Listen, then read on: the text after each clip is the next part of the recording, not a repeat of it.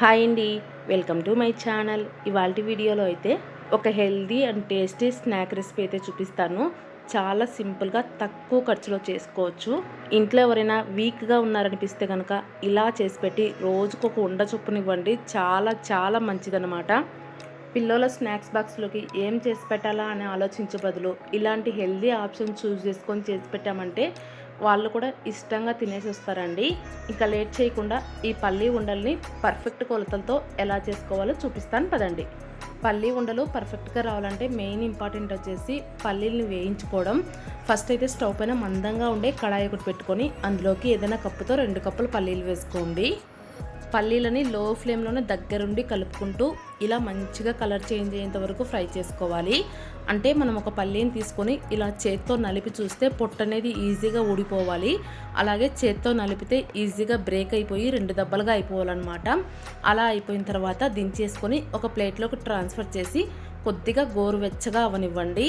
పల్లీలు అలా గోరువెచ్చగా అయిపోయిన తర్వాత ఇలా చేత్తో నలుపుకుంటూ పొట్టు మొత్తం తీసేసి పల్లీలన్నింటినీ 2 దెబ్బలుగా చేసుకొని పక్కన పెట్టేసుకోండి. ఇక్కడికి ఒక మెయిన్ పని అయితే అయిపోయింది. పల్లీలు వేయించుకోవడం, పొట్టు తీసుకోవడం, పక్కన పెట్టేసుకోవడం. వేయించుకోవడం కూడా జాగ్రత్తగా వేయించుకోవాలి.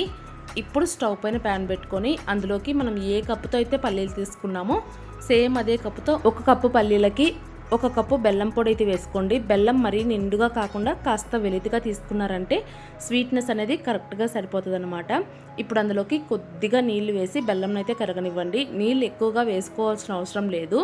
ఇలా కాసేపటికల్లా బెల్లం కరిగిపోయి ఉడకడం స్టార్ట్ అవుతుంది. తొందరగా అయిపోవాలి కదా అని పాకాన్ని హై ఫ్లేమ్లో పెట్టి ఉడికించకండి. మీడియం ఫ్లేమ్లో పెట్టుకొని దగ్గరుండి కలుపుకుంటూ ఉడికించుకోవాలి. కాసేపటికల్లా ఇలా థిక్ పాకంలాగా వస్తుంది.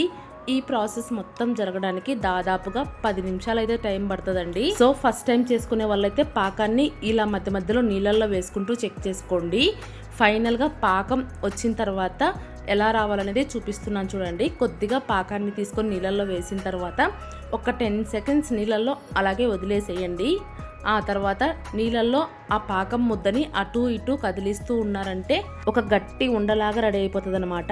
ఆ ఉండని సైడ్ ప్లేట్ కేసి కొడితే టంగ్ అనే సౌండ్ వస్తుంది. ఇంకా ఇలా చేత్తో విరిస్తే విరిగిపోతుంది అనమాట. ఇలా వచ్చిందంటే పర్ఫెక్ట్ పాకం వచ్చినట్టు. ఆ తర్వాత అందులో ఒక స్పూన్ నెయ్యి వేసుకొని వేయించుకున్న పల్లీలు కూడా వేసుకొని కలిపేసుకోండి. పల్లీలు వేసుకున్న తర్వాత మంటని పూర్తిగా సిమ్లోనే ఉంచుకొని కాసేపు అంటే ఒక అర సెకండ్ పాటు అలా కలుపుకుంటూ ఉండండి. సో దట్ ఆ పాకం మొత్తం కూడా పల్లీలకి చక్కగా పడుతుంది అనమాట. ఇలా పాకం మొత్తం పల్లీలకు పట్టిన తర్వాత స్టవ్ ఆఫ్ చేసేసి కిందికి దించుకొని ఎమ్మటే నెయ్యి రాసి పెట్టుకున్న ప్లేట్లోకి ట్రాన్స్ఫర్ చేసుకోవాలి. ముందుగానే ఒక ప్లేట్కి నెయ్యి రాసి పెట్టుకొని పక్కన రెడీగా పెట్టుకున్నారంటే ఈజీగా పని అయిపోతుంది అనమాట. ఇలా వేసుకున్న తర్వాత చేతికి నెయ్యి కానీ లేదంటే నీళ్ళ తేమ కానీ చేసుకుంటూ ఇలా గబగబా ఉండల్లాగా చుట్టేసుకోవాలి.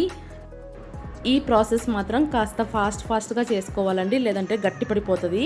చేతికి వేడి తగిలితే తట్టుకోలేమనుకునే వాళ్ళైతే ఉండలైతే చేయలేరండి.